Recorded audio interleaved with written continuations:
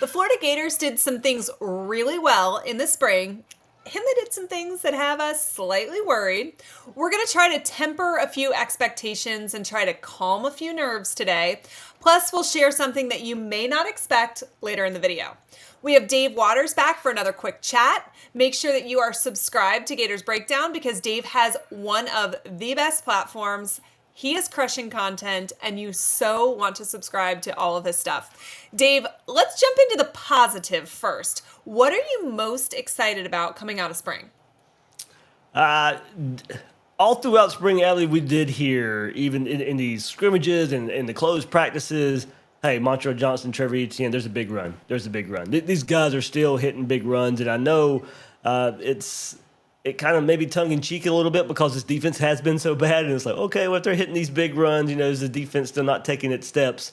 I mean, those guys are good. Those are really good running backs. They made their way last year. They proved their worth last year. So I do think the continued hearing of the big. I'm a big run, like big yardage, explosive play guy, and in this offense, it kind of carried the offense a bit last year when Anthony Richardson was struggling. You could maybe count on some big runs from those two running backs, and that message, that style of play from those running backs and this offensive line kind of continued there. So I'm still really, really excited about this run game and maybe even the steps that they can take. I mean, we got to remember this is now going to be Montreal Johnson's second year in the SEC. This is going to be Trevor Etienne's second year overall. I mean, there is a step for these guys to take to get better, and I do think with this kind of the staff's reputation for development, I do think there is a step to take for these two running backs. Do you think that they're potentially the best 1-2 punch running back duo in the SEC?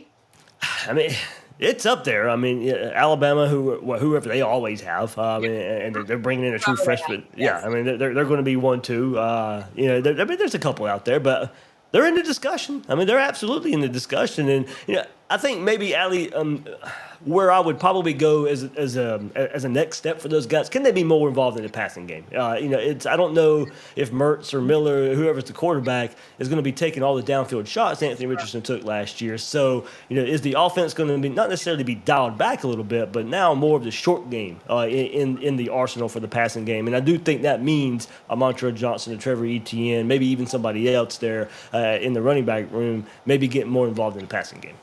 We actually had heard that from some of the scrimmages that there was even some wildcat going on with the running backs. So that would kind of be an interesting wrinkle, and I think something obviously fans would like to see, but that would be taking that next step too, right? Yeah, and give me a third and short Cam Carroll in a wildcat. I like what I saw from him coming from Tulane. I think he's going to be that he could be that third down, short yardage running back, and hey, maybe even hurdle somebody. But he's doing that number 27, a pretty good service, looking like Dameon Pierce out there a little bit. I think that one of the things fans are super excited to see, I know I am personally, is maybe some more defensive aggressiveness. If the defensive unit is going to take on characteristics of their new defensive coordinator, Austin Armstrong, we've seen him all over the field. He's a character. He's a personality. I feel like almost embodies aggressiveness, right? Just in his body language. What are your thoughts on the defensive unit coming out of the spring? And do you feel like they are taking on a little bit of the attributes of their leader? Yeah, I think so, Allie. Look, I think they were going to be better this year, even if the defensive coordinator change didn't happen. And now it may just be even more of a jump. Now that Austin Armstrong is now leading the charge. Yeah, his more aggressive attitude, I think, just kind of fits. I think it's more relatable to the players. I think they get behind the hypeness of it, and it kind of sheds along to how they play.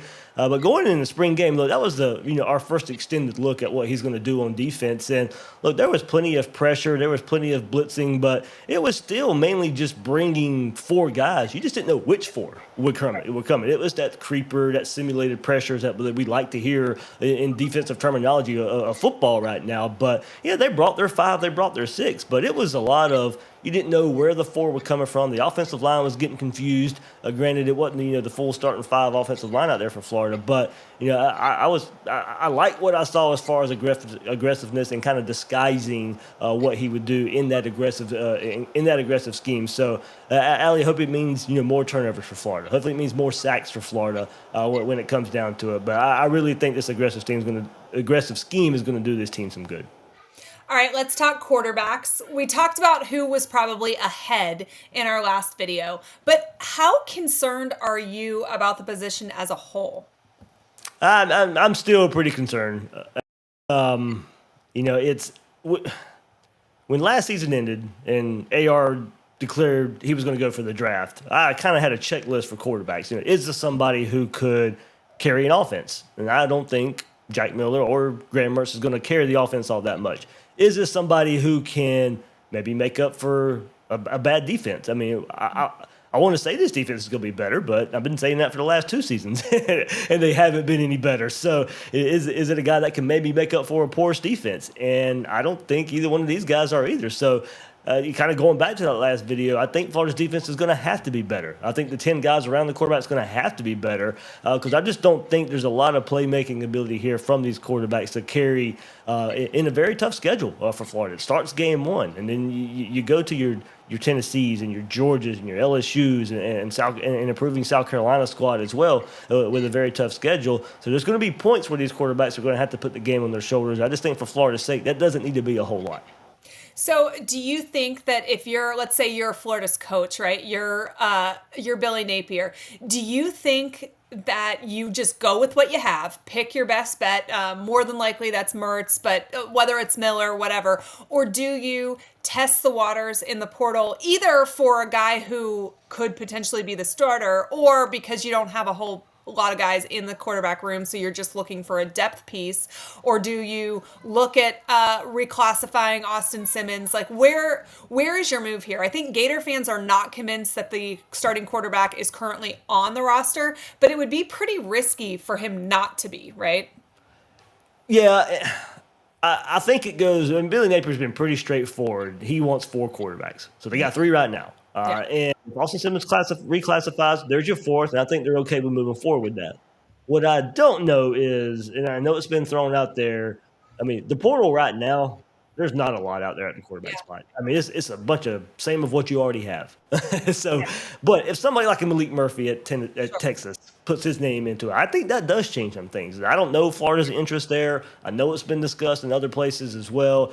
If it was me, I'd be highly interested in bringing in, because Florida doesn't even have that style of quarterback on the roster right now. Right. So I do think he brings you a different option, brings you a little bit of experience. Somebody that that Sarkisian's really, really high on there at Texas, and I think he'd come in and compete right away for the job. So if you get a quarterback that, as we record this right now, there's not that big name, I think, a guy that's going to come in and change it. But if there is a guy that you think that's not in there right now, becomes available, I think Florida should be interested in bringing him in as a 4th option.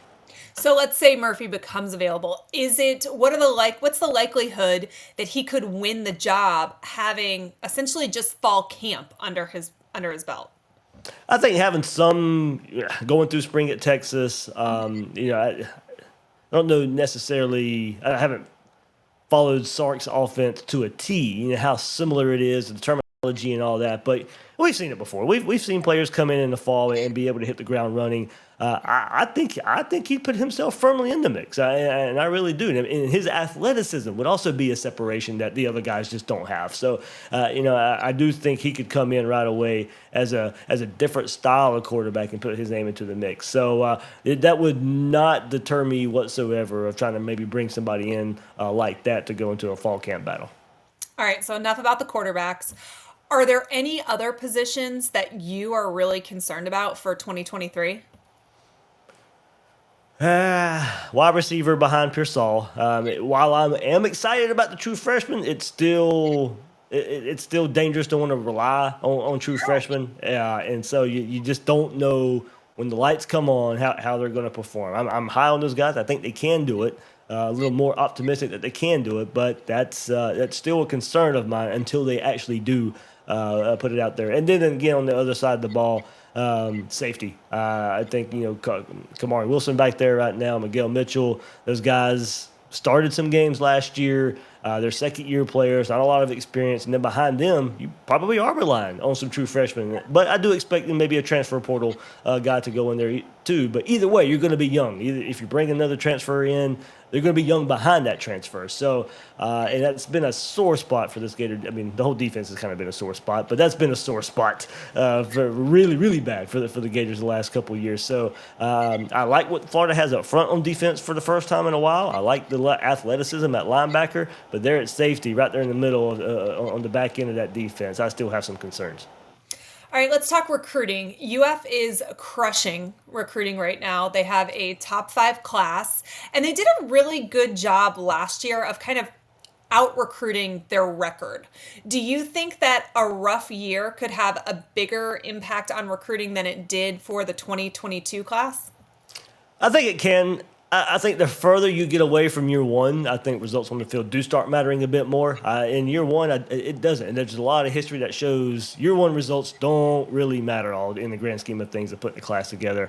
In year two, maybe a little bit more, but I do think, Allie, if they have most of this class wrapped up by July, August, there's not going to be a whole lot of decommits. I don't care what the record is, unless unless something else out there happens, far from the record, then maybe it comes crashing down. But I think if you get most of your class kind of not signed, still delivered, but mostly most of the way there in July and August, I do think you hang on to most of that. Go back to last year's class, the Jaden Rashada saga notwithstanding, there was not a lot of decommits last year in that class once they committed in the class. So I do think most of the guys stay if you get them kind of wrapped up July, August, and they'll get them on the field for a lot of these big games Florida has at home. And I do think there's a lot of playing time to sell for these guys coming in.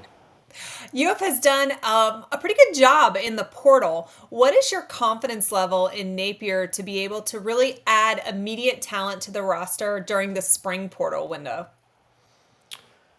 Thing is, they're keeping it pretty quiet on purpose on who they want to target out there. And I know it was Simmons, the offensive lineman from San Diego State. He's got a visit coming up in early May, and I think Florida's kind of seemed to be a leader right now.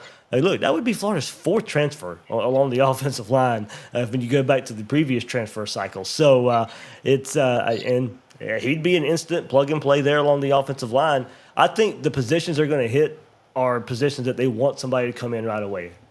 Wide receiver, safety, edge rush, offensive line. They don't want – I think they got some developmental pieces in the first part of the transfer portal. I think this spring portal period is going to be mostly for guys that can come in and play right away. Dave, thank you so much for joining me today. For everybody watching, Dave does such a great job at Gators Breakdown, but also helping the rest of us too. You have always been available if I have questions or, comments or thoughts that I want to, talk out a little bit. And I so appreciate that and your support. Tell everybody where they can find your work and follow your content. Yeah, Ellie, everybody can get it at newsforjacks.com/Gators Breakdown, YouTube, of course, as well. All the podcast platforms out there. And hey, next time you got to come on Gators Breakdown. We'll get that set up and have a good time there. And actually, I didn't tell you last time, but welcome to the podcast world. I know it's taken off for you over here on this side of things, and I'm glad, as you said, we've had some behind the scenes conversations for the last few years, and I'm kind of glad to have you on board to share this side of the world with us all. Well, I so appreciate it. You have a great day. Thank you. Thank you. Thanks to Dave Waters for hanging out tonight. If you missed our conversation with him on the biggest surprises during spring, do me a favor and click right here.